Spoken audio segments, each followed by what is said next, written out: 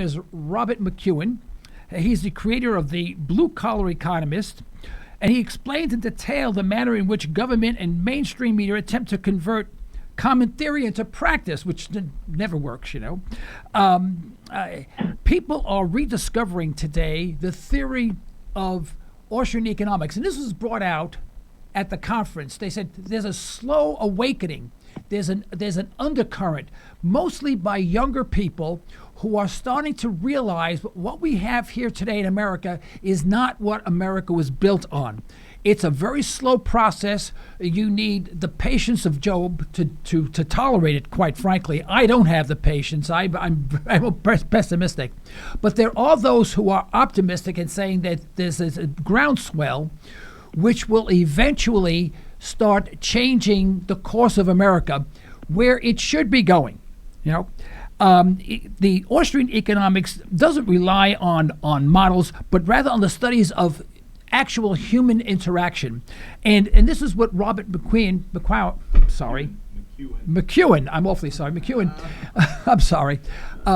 This is how he bases much of what his writings are. His website is the Blue Collar Economist.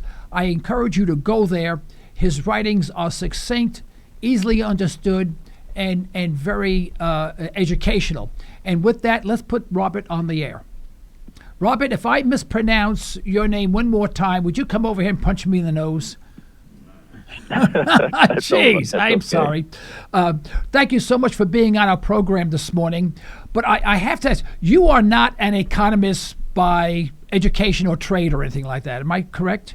No. Yeah. That's right. That's correct. Yeah. And yet you became the Blue Collar Economist. You have got to explain that to me. How did you get to where you are today, and where did you arrive at this Blue Collar Economist? Which I think is a great title, by the way.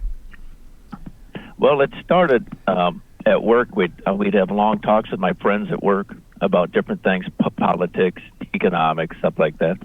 And as I learned more and more from like the Mises.org website or the FEE website, they would say, you should write these things down because I'm actually beginning to understand this stuff now. Yeah. So, and I had a chance to, through email, discuss this with Gary North. I don't know if you've heard of Gary North. He's an economist that's also affiliated with Mises Institute. And he thought I should start my own blog. And he explained to me there's a difference between an occupation and a calling. Right. And he said, if your calling is to write about these things, he said, then write it. So I wrote an article, sent it to him, and asked him what he thought about it. And he said, start a blog now. So here I am, writing blogs. And the idea of the Blue Collar Economist is that I'm not a PhD economist. So I thought I want to be able to write economic theory in such a way that a blue-collar guy can understand it, your average Joe six-pack. So that's the whole reason behind the title and all that. Then once I found the title, I found out that there's hundreds of blue-collar economists, and there's some type of a side, side genre of economics. I come to find out through much investigation, I've learned that it's kind of a Marxist taste to it, but although mine's not Marxist at all. Right. Well, I agree with you. I mean, this radio program is a calling and an occupation. I have businesses that I own and invested in, and invest in movies, and I'm just as busy as all get out. But you're right, it's a calling. It's something that even when you get frustrated and you decide, I'm quitting, I can't do this anymore, and in 24 hours, you're drawn back like a magnet. you miss it. You say, I have to go back. I can't take this anymore. And this is what happens to me. I've been doing this now for about 14 years, and it really hasn't subsided at all. In fact, I was just saying that I very rarely travel because I'm so busy, not only with business, but with the station. And I own the station now. This is my station. I do whatever I want. And we're constantly expanding. Had I known how much work it would have been and how much money it would have cost, I would never have done it. Good thing I don't have a good brain cell working, because if I would have thought this thing through, I would never have done it. But I'm glad we are where we are, because we have guests like you on, and I think this is a benefit to the entire community, American community overall. I've read many of your articles. I think they're very well written. They're clear and concise. I mean, you can truly understand them. You don't need a dictionary, but they are in depth, and I really appreciate that. Especially my pea brain needs that. I can't get too heavy duty some of these economic theories, but it makes it practical. It takes a economic theory and it puts it into practice for us. Now, one subject I'd like to discuss is that of the article that you wrote on creative destruction. I thought was particularly good. If you would explain, I don't want to take the words out of your mouth. So explain creative destruction. And my concern is that do we reach an end point with that? Okay, creative destruction was a term that Joseph Schumpeter came up with, who was a pseudo-Austrian economist. He wasn't part of the Mangerian, Misesian Austrian school. He kind of broke away from him and started his own thing. And he thought that what he called creative destruction was that when new lines of production come online, new techniques and styles or new inventions come along, it removes the old with the new, replaces it Correct. with the new. And then these displaced workers then have to retrain, retool, whatever they have to do to get into the new technology. And that article talks about how that might have worked at the turn of the century. We were still a mechanized economy. Correct. But now we're a high-tech economy. And you're displacing 40, 50, sometimes near 60-year-old factory workers who can barely work a smartphone. Right. And are expected to cross-train into some field that may not even be there by the time they finish training. Right. Yeah. And now, in economics, we're taught that there'll never be such a time when there'll be no employed people. But you'd have to wonder, because the trend now, as you see in the read article after article, you can see there is some manufacturing coming back to the United States, but it's not coming back to employ people. It's coming back fully automated. Right. If they wanted cheap labor, they just leave it in Asia, right? So those displaced workers that have lost their jobs to automation, they're never going to get them back. That they're always gone. I don't see them coming back. Now there's going to be some people that can, some displaced workers can become entrepreneurs. Some can get into high tech. Some are at the aptitude or young enough yet to train and get into high tech, but not everybody. And there's an ever increasing population of more and more displaced workers, and I don't know what that. I really don't know.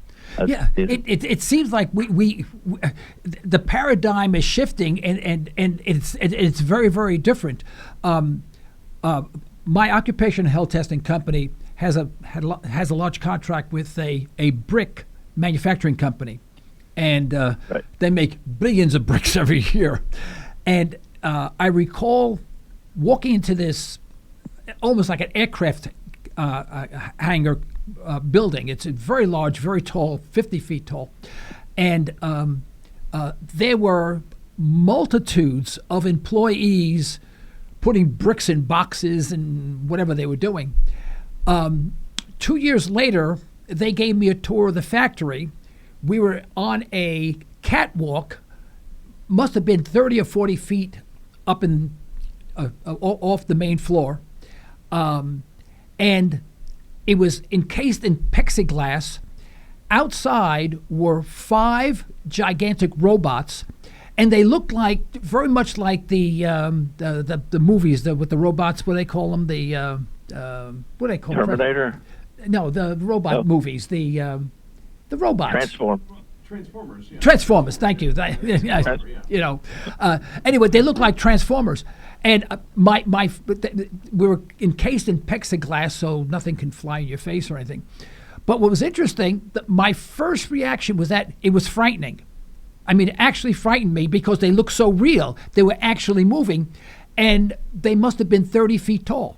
They were just like Transformers. And they were doing all this work, and they over and over, and they had names for each one. One was called Betsy, one was called Sally, things like that.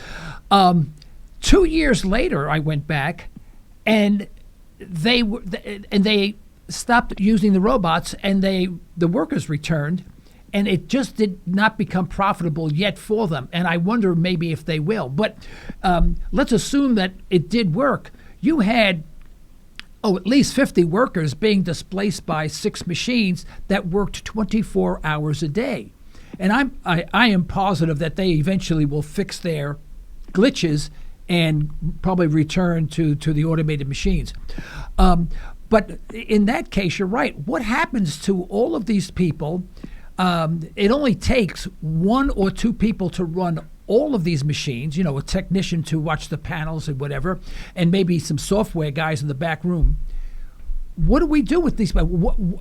How do you envision these people making some sort of transformation from where they are to where they need to be? Or maybe they don't work in the United States, they move to another country that has less automation, similar to what Europeans did 100 years ago when they left, the autocratic nations of Europe to come to America because there was opportunities to be entrepreneurs. That's a good point. That's a good point. The catch-22 is they have to automate. I mean, you can't stop progress. They have to automate in order to keep costs down and transfer to lower prices. Otherwise, we won't be able to afford the stuff that we want. So, where would they go? I mean, move to China? There's enough Chinese in China. I mean, that's right. They don't need us showing up. Yeah. I mean, that's a huge $10,000 question I have not been able to get an answer to. I've looked high and low, asked all kinds of people, and I cannot get an answer to that. There's only going to be, hopefully, I can't prove this, but I hope that the economy can expand in such a way that it'll make room for more and more people. But the negative I foresee is all the governmental intervention that prevents expansion. These things would work fine if there wasn't so much government intervention and everything. The regulations, the wage controls, the insurance control, you name it. I mean, they control. It's a neo-fascist type mercantilist economic system we're under. And things would work fine if they weren't always sticking their fingers into every facet of business anymore, it seems like. Yeah, well, I would expand my occupational health testing business, but if I do, I run into all sorts of problems, mostly from government regulation. I mean, not that we're undercutting or we're cheating or anything like that, but it becomes so burdensome that it no longer becomes viable for us. So we are better off being a little smaller and having flexibility to do what we wanted, flexibility, rather than being larger and then having to hire someone just to monitor all the regulations so we don't all wind up in jail because paragraph J was violated or whatever the case may be. Right. It's just not worth it. I often said that if a poor minority kid would come to my office and say, Mr. Cristiano, I want to work for you. I say, I'm sorry, I have no position. They say, no, what I want to do is I want to work for you for 3 weeks just to prove to you that not hiring me would be one of your biggest employment mistakes. I say, but, I can't afford to train you and pay you. No, Mr. Cristiano, I want to work for free for 3 weeks. I want to prove to you that not hiring me was a mistake. Now, that's a free market voluntary action. And that person should have the freedom to make that statement. I should have the freedom to accept or reject it. Now, in that case, and by the way, that's what I did when I was young. I always wanted to work at a camera shop. And I went to a camera shop, I think it was on Gun Hill Road in the Bronx, by the way.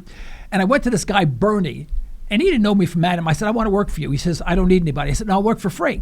I love cameras, I love camera stores. I just want to work here. And it worked out great.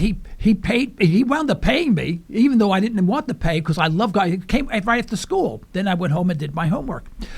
But today, if I did that, we'd all wind up in jail. The company would be closed down for trying to help a minority. So don't we have the government is restricting people from becoming entrepreneurs, from becoming individual, becoming responsible for their own actions and developing their own careers. And at the same time, we have the government interfering with the school system, making robots out of them, and teachers who are not using their own initiative anymore. They have to follow guidelines and union rules and whatever. So it isn't the whole system, the school system, the government, even society, really working against young people in training to become entrepreneurs and obtain jobs in their liking. Yes, exactly. That's it. You hit the nail on the head. That's just it. I mean, I don't like to use the word society because society is nothing but individuals grouped together. Yeah. So, I mean, it seems like the whole of society is just ganged up on young folks. Everything seems to be stacked up against them. Yes. I don't know what somebody coming out of college is going to do today. I mean, there's so many that are still living at home in the basement, mom and dad's house. Right. So, I try to write about things like that. I mean, I'm looking for answers, and I try to write these things down. If I see things, I definitely will write an article about it. But it always comes down to the same thing, the difference between the Austrian approach and the mainstream. The Austrians see that the thorn in everyone's flesh is government intervention, whether it's the Federal Reserve or the bureaucratic state, where mainstream thinks that's the answer. Right. We need more regulation. There's market failure. Everywhere they look, a market failure. And there's no such thing as a market failure. That's just people exchanging with each other. That's the market. And to think that my paying the neighbor kid $20 to mow the lawn is a market failure, it baffles my mind. But they could put it into an equation and prove it to you. Hey, what do you attribute this love affair with Hillary Clinton and her ilk, her philosophy, and thinking that she could actually turn this around and make America a better place when everything that she has espoused has been an absolute failure as the very reason why our country is going down the tubes? Is this not the fault of the parents of parenting incorrectly, that we're not even teaching our kids any values and logic and whatever, and that we are abdicating our responsibility and saying, I don't have to do this anymore. There's a program that teaches my kids stuff, so I don't have to do that. I can go to my job and come home, and we can go to Kentucky Fried Chicken and eat. Yeah, that's it. Why not? It doesn't matter if they put her in the White House or whoever they put in the White House. If you look at the span of history, especially the last 100 years, we're on the same trajectory.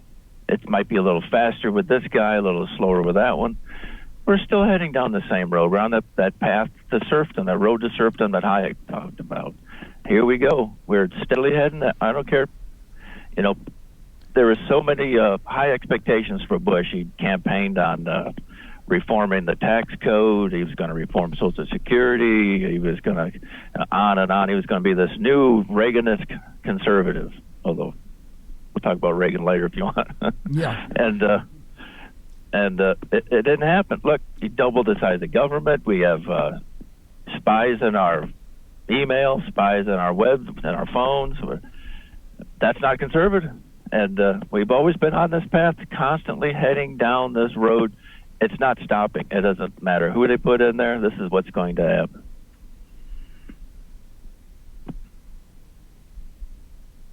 Did we lose the sound? No. Oh, no, you're still there, right? I'm still here. Oh, okay. I I thought we lost the sound there because you got cut off just for a second. Okay. Oh, I guess we have some glitch in the line. There may be a little cockroach or something, walking on the wires or something like that. All right.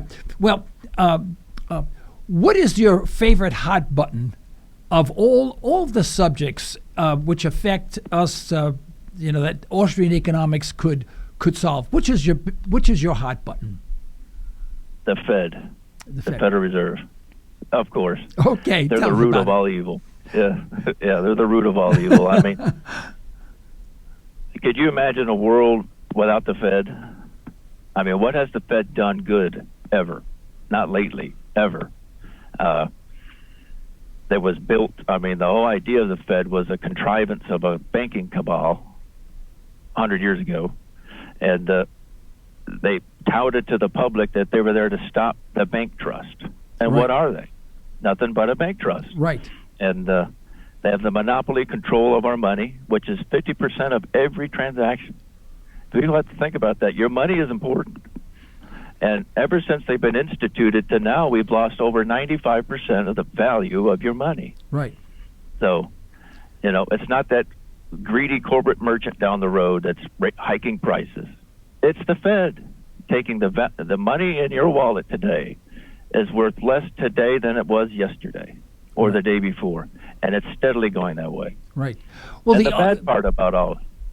I'm sorry. The argument I always get against that, which is invalid, but they say, but wages continue to rise. So instead of a loaf of bread being $2, it's $2.20. But instead of me making, $22, I make $22.20, or whatever the case may be. Everything rises, so it really equals out. So inflation is a non-issue.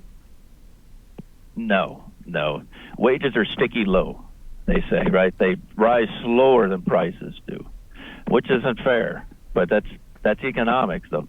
In an unhampered economy without a central bank manipulating money, this wouldn't happen. You wouldn't have prices going up; they'd be going down. They'd be deflating. Right. But that's the big boogeyman of mainstream is deflation. They're afraid of a black hole deflationary spiral, right? What they fear is if prices begin to drop, that businesses will begin to liquidate inventory, which will cause prices to drop, which will cause bankruptcies, foreclosures, more auctions, lower prices, more auctions, this continual spiral, and they're afraid that there's no end to it. People will put off buying something today, wait a week, it'll get lower, they'll wait a week, it'll get lower, they'll wait another. That's not how people act. That is not human action. No, I mean, look at flat screen TVs. I mean, everyone knew when they first came out that the price was going to go down dramatically, and they sold like hotcakes.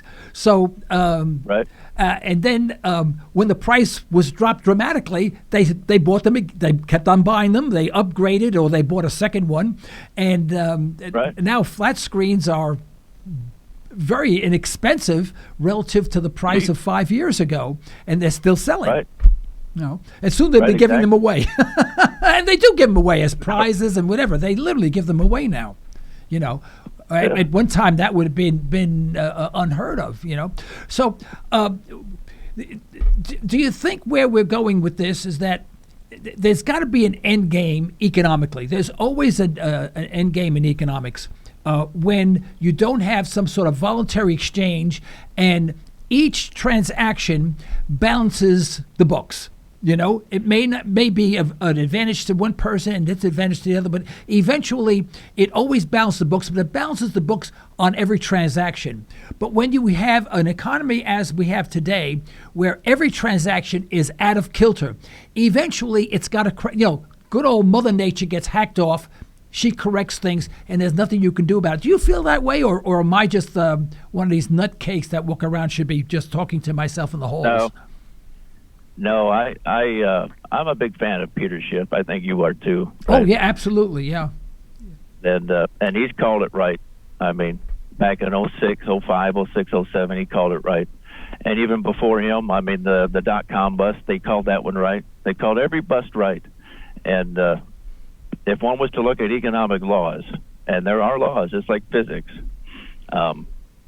we're heading for a bad time. I mean, sooner or later.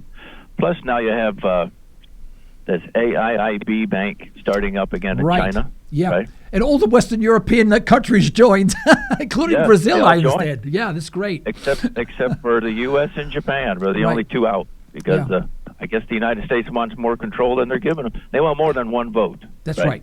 So exactly. And it looks like things are lining up against us. Our economy is based on service. There's very little manufacturing. That's right. And the Asian markets are based on manufacturing. They actually make things. Yeah. We don't make anything. Yeah. Well, actually, I understand that our manufacturing index has been pretty steady or high, a little increasing slightly, but that's because of automation, not because people are working at it. And we still are, but we look at it a different way. We say, well, there are so few people working in manufacturing is going down. Actually, I think if you look at the actual total production, I don't think it's down, and I'm not sure. I have to look that up. But it's all because we've become so much more efficient in what we do and so much more mechanized in what we do, and the labor costs have been reduced. Robert, if you'll hold it there, we need to stop for station identification before all of our sponsors get really hacked off on us and come over and punch me in the nose, okay? Hold on, we're going to be right back. Folks, don't go away. We'll be back in 1 minute with Robert McKeown.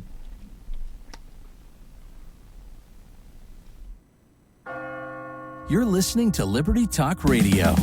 Political talk derived from a historical perspective. Not always palatable, but good food for thought. Pure libertarian talk with host Joe Cristiano. LibertyTalkRadio.com.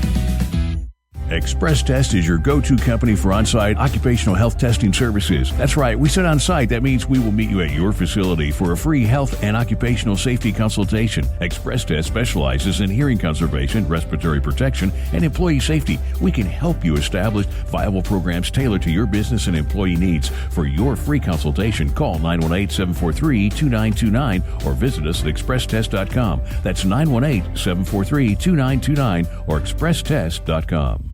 Do you find yourself asking, what did you say? Aaron Cristiano of Ranch Acres Audiology has over 25 years of experience helping patients just like you. Hearing requires conservation. We need to be aware and we need to be responsible for our own hearing health.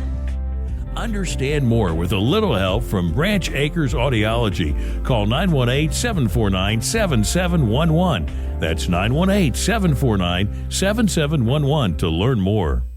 We'd like to thank attorney Constance Squires for her support of Liberty Talk Radio. If you want a comprehensive way to affordably avoid legal issues, call Constance Squires. For a free consultation, call 918-254-9283 or go online at isthyWillDone.com. This isn't your typical talk radio show. This is Liberty. Liberty Talk Radio. Folks, we have with us today the Blue Collar Economist, Robert McKeown. Robert, thank you so much for being on our program and waiting through that commercial. I had an experience the other day. I was at it. My wife has a Toyota Prius that we bought many years ago, and it's been a good car. And we were right across the street from a Nissan dealership, and I said, I always wanted to look at the Nissan Leaf, the electric car. And I said, we're right next door. Why don't we just stop in? I'll take a look at it. And that was an experience of a lifetime. They wanted $37,000 some odd dollars for this little boxy car with no motor. There's nothing in it. There's a battery in the front. Of course, it's a big battery. And he claims it goes 100 miles. This car's never seen 100 miles, I'm sure. But I took it for what he said. And I said, well, why would this cost so much money? It doesn't have an exhaust pipe. It has no catalytic converter. It has no manifold. It has no carburetor. It has nothing. It has an electric motor. He said, but wait, you don't understand. He says it's $37,500, but you're getting $7,500 back from the government, so it's only costing you $30,000. I said, your economics and math are all wrong. I'm paying for that either way.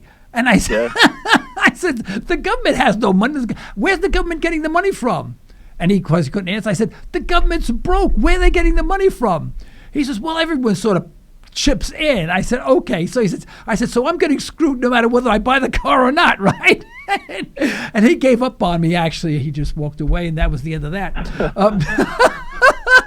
But I was so discouraged. I said, I got to come home every night and plug this thing in for hours. He says, oh, but you can buy a power converter, 220, and I don't know how much thousands that costs. And so you can plug it in, and then it'll charge within 4 to 6 hours. And I walked away saying, here is the interesting part. He said, actually, people don't buy this car. I said, they don't. What do you have in a showroom for? He said, they lease it. I said, well, why would they lease it? It costs a lot more money. He said, no, actually, it's cheaper because all you do is put $3,000 down. By the way, the car's not worth $3,000, but $3,000 down, and you pay $300 something a month for 3 years. And then you bring it back. And I said, well, why would that be economical? He says, because really in 3 years, these batteries would be so obsolete, new ones would come out, it would render this car, it would depreciate the car all the way. So you would learn. So he's telling me that if I bought this car in 3 years, it would be worthless, so I better lease it. And I walked out and said, I think their economics are way off. And I said, their logic needs a little tune-up. But this is very, this displays is a copy of what our economy is like, in that we don't buy and own and use things. We lease things, for an exorbitant price, go into debt, and then we discard them. You want to take off on that one for me? Oh, yeah, that's it too, yeah. It's called consumer debt, and it's a dead end. I mean, there's two types of debt. There's capital debt, consumer debt. And, of course, if you borrow money to put into a business with hopes that profits will pay the loan back over time, or hopefully a short amount of time, that's the way to go. But consumer debt, you're spending tomorrow's money today, and sooner or later you're going to pay for it, And a lot of people expect, well, down the road I might get a raise or a promotion, or most of the time it don't happen. I mean, look at the housing bubble; it didn't happen. Right. And I'm afraid that's just not the way to go. Stay out of debt. That's the biggest thing you can do, is try to stay out of debt. Cash is king, and with cash you can, of course, negotiate a lower price. And I wouldn't be going to buying a lease, but I buy used, I buy old. Oh, yes, so do I. Cars. Yes, so do I. Well, and the thing is, I can afford to buy any car I want, but I don't see the logic behind it. I said, I'll make you a deal. I said, I'll buy this car for $12,000, but not a penny more. Of course, the guy was mad, and that's all it was worth. You know what I mean? It's $12,000. I said, for the last 3 years, I'll pay $12,000 to take my gamble there. But you want me to gamble $37,000, and knowing that the car is going to be. I said, this doesn't make any sense at all. And the guy was absolutely frustrated with me. I mean, he was just flustered. He didn't know how to answer it. But when I was growing up, you always saved money. I remember the first thing I did the day after Christmas is I went to the bank, the Dollar Bank it was called, in Parkchester, in the Bronx when I was living up there. And I opened up a Christmas Club account. And I paid $10 a month into the Christmas Club account, so I had $120 at the end of the year, cashed it on December 15th, somewhere around there. And then I had $120, bought all my Christmas presents, and I was debt-free on Christmas Day. And the day after Christmas, I opened the Christmas Club account, put $10 in. I was already $10 ahead of the game the day after Christmas. This is unheard of today. But this is the way people were taught to live. Europeans live this way all the time. What happened? Right. That's the immediate gratification society we live in. People can't wait. I don't understand it. Well, there was a book by Charles Murray. He wrote about something along this line, that it's something having to do with the boomers having to treat their children better. They want their children to have it better than they had. Their parents came out of the Depression, that bad time. And they didn't want their kids going through that, so they treated these people better. The boomers, in turn, treat the next generation better. They shouldn't have it hard, but to be honest, I think kids should have it a little bit hard. They need to experience they should, what it's absolutely. Like. Biggest mistake in the world when they say, look at the children of millionaires. They wind up on drugs, all this other stuff. They're racking up Lamborghini sports cars on the highway and stuff like that. They're not learning anything. Yeah. No, I mean to learn the value of a dollar, to learn work ethic. These are very important for a society, and it's an underpinning of our society. And once those go away, I mean, we turn into Rome. Right. I mean, we go into this decline, this constant state of decline. It doesn't get better; it only worse. Yeah. And I hope it changes soon. There is a lot of people. Fortunately. I've seen a lot of change. There's a lot of people that are still around, like our age, I guess, that miss the old days, get kind of reminiscent for the old days, and they instill that value into their kids who've learned it. I mean, I have a daughter now who's 27, and she's learned these things. She's a libertarian-minded girl. That's great. Has these same kind of values that she wants to pass on to her son. And which is fantastic. Takes a load off my mind. I mean, you're always worried about the next generation. So, and I see hope. I see a ray of hope. I mean, what really raised my spirits was all those college kids showing up to those Ron Paul rallies around the country back in 08, 2012. That just raised my. I thought we were gone. I thought this was it. I mean, but that's a ray of hope. I think there's some change coming. I hope it comes soon. I hope it doesn't have to show up in the aftermath of martial law or some economic collapse or something like that. Would be awful. But I hope it happens before that we get to that point. Well, I wish I could think like you do. I don't. And I'm not saying that I'm right. Know. Believe me, I haven't been right in a long time. But it just seems to me that human interaction cannot correct the megatrillion dollars of mistakes that have been made. And that still has to be corrected. Even if everyone on the planet became pure libertarian, the first thing that we have to do is collapse the banking system to correct it. I mean, you have to have this collapse to work with something. You can't work with what we have now. And I guess, and maybe I'm wrong. I mean, I'm not an economist. You're right. No, you're dead on the money. There has to be that correction that has to come. The correction has to come. That's the medicine that's needed to fix things. Yeah. And if the correction doesn't come, then it's. I don't think it's just. It has to. It's inevitable. It has to come. Yeah. When it comes, who knows? This year, next year, maybe 12 months. Yeah. Well, I had a friend who wants to open up a business, and he's sharp, very trustworthy, and I want to do it. And I said, only thing that I don't like about what you want to do is your timing. I said, your timing is so pitifully poor. It's not your fault. And I said, there's no way that I can say no to you. I just can't say no. And there's a couple other friends who are, pretty well-to-do. One's a doctor, and they all want to help out. They all want to participate in it.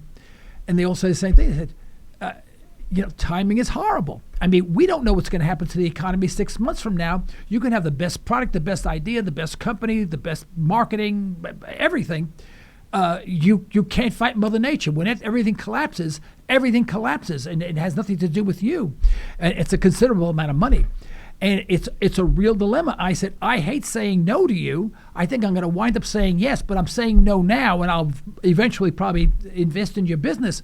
But I said, I don't like it. I don't like what you're doing. I like what you're doing, but I don't like the timing because we're too close to things turning on us.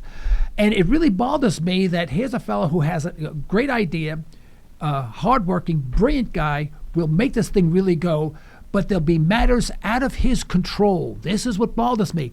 Now that the situation is such that it's no longer his entrepreneurship, his knowledge, his efforts, his hard work. All that means nothing, absolutely nothing, when Mother Nature says, I've had enough of this, and then we have an occasion that makes 2008 and the Great Depression look like a cakewalk. That's what scares me. And I don't know, maybe I'm just a type of person that's kind of a negative thinker, if you will, doomsdayer, if you will. They call me a doomsdayer, But to me, it just sounds logical. Am I overstating that, you think? No, I mean, the debt is it's just, people can't wrap their mind around how much $1 trillion is, let alone now we're approaching $19 trillion. That's right, of debt that will never, ever be repaid. It can't be repaid. There's not enough money in the world to repay it. Yeah. And the awful thing is that people don't realize that that's coming out of their future. That's their future, right? That the evil part of the Fed, what we talked about earlier about the Fed, was that the taxes that are collected today by the U.S. government is around $1 trillion a year, and that's what our debt load is. To service the debt, the interest payment on that debt alone is around $1 trillion a year. That's what your taxes are paying. You're paying the Fed interest, right? People, that's why you're working. Yeah. That's why they're taking taxes. They're not using it to pay for Meals on Wheels or Medicaid or Social Security. That's separate. That's borrowed money. Yeah. And to perpetuate the state like it is, it's going to require more and more and more borrowed money, which means more and more diluted purchasing power, which means savers are injured, right? You can't save zero interest rates today. Put money in the bank putting money in the bank, you lose money. You're throwing it away. I mean, so that forces people to, in order to get any yield on your money, and get any return or an iota of a retirement, you're going to have to put it in the stock market, which is a rigged game. And the house wins every time. You will lose. And I suggest don't do that.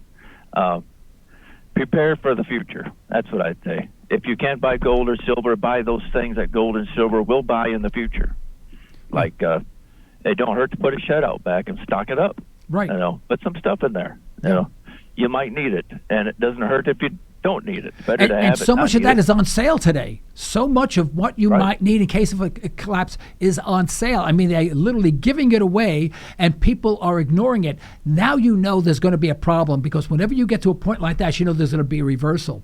I have the utmost respect for this organization called the American Institute of Economic Research, but it really bothered me in their last edition when they wrote that investing money in negative interest rate bonds actually made sense for your portfolio. And I said, I have to read this. And their logic was this, is that although you lose money, guaranteed to lose money, it provides stability for your portfolio. And at that point I said, guess what? I'm not renewing my subscription. Anybody who would say, be happy that you'll lose only a little bit of money, and then, of course, if there's inflation, you'll lose practically all of it, that's okay. I said, their line of thinking, I no longer accept. I don't have any money in bonds. I have practically no cash whatsoever because I know I lose money in it. I'd rather put it someplace where, even if it's risky, at least I have a chance of making some money, a return on it. And I thought that was fascinating when they said that although you lose money, it stabilizes or balances your portfolio. Well, I don't know the logic behind that one. They'd have to show me that one. Yeah. Well, I'm going to save myself a couple $100 a year now because I'm not going to resubscribe. So, hey, we are out of time now. I have to ask you one more question. My board operator is going to bat me over the head any second now, and he's bigger than I am. Rand Paul. Just your comment on Rand Paul. I'm sorry. I threw you a curveball. I know that. You can send me hate mail later on, okay? I won't. Well, I'm a big fan of his dad, of course. But I got to be honest, Rand is kind of lackluster to me. I mean, I try to warm up to him, and then he'll say something foreign policy-wise or something. And I say, what are you saying? What are you doing? I mean, I don't know if it's political expediency. I don't know. But I just don't get excited about politics anymore. I've been so disappointed. Oh yeah, I never follow it.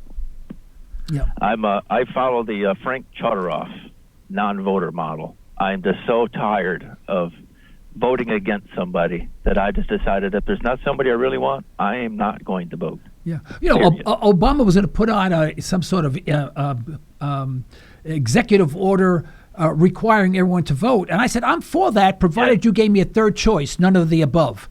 And I said that none of the above would probably win every single election, Oh, yeah. And if that went into effect, he would negate that executive order in a New York minute. You know that.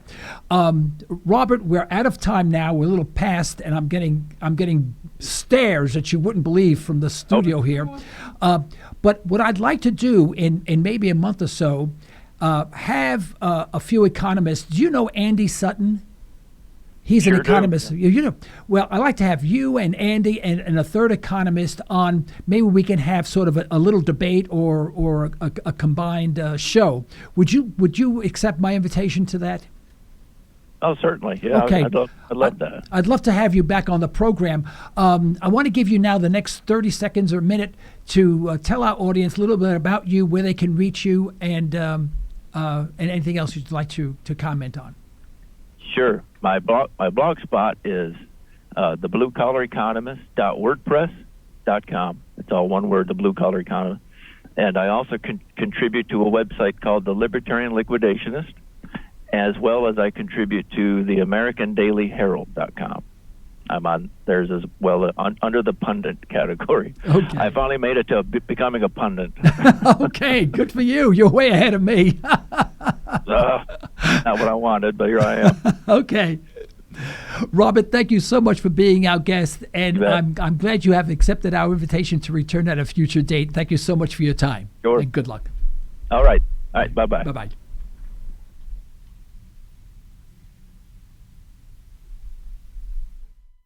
Gotta be careful what I say, 'cause I might slip.